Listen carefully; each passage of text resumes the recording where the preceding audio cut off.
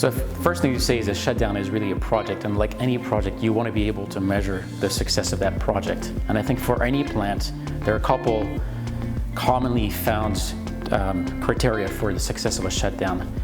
So like any project, a shutdown needs to be evaluated. You need to be able as a plant to determine if you met all the targets that you were aiming for. And the first one obviously is the scope.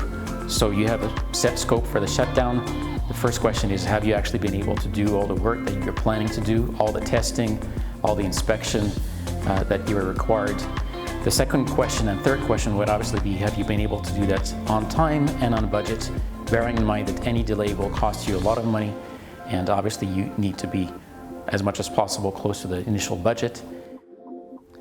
A final point that is really important when you're concluding a shutdown is that when you're actually finishing the execution, you need to make sure that everything that's been done, the inspections, the testing, the servicing of the equipment, is properly documented so that in the future, when you're planning the follow-up shutdowns, you will have a good record of what's been done and what hasn't been done. Another important point is that you need to find a way to gather all the recommendations that were given by the people involved on site and to integrate that into your follow-up maintenance. And one good way to do so is to gather summaries of all the recommendations and include it directly in your computer system so that you can then know what was recommended this year when you're planning the next shutdown in 2025. So as you're planning the shutdown, our experts are there to help you at each step. For example, during planning, we can support you in identifying the condition of the valve, selecting the scope, finding the optimal scope, finding different solutions, the best solutions that match your objectives for the shutdown, as well as making sure that delivery times match the schedule.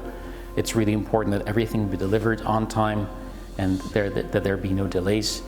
Afterwards, we can help you in planning the execution, making sure that everything is in place, agreeing on communication, and during the execution, having daily follow-up on progress and updating you on the status of the equipment and of the repairs. After the shutdown, we can support you in follow-up, going through the recommendations and lessons learned to really ensure that you can implement all the recommendations that our experts have given in your daily maintenance and future planning of the next shutdown.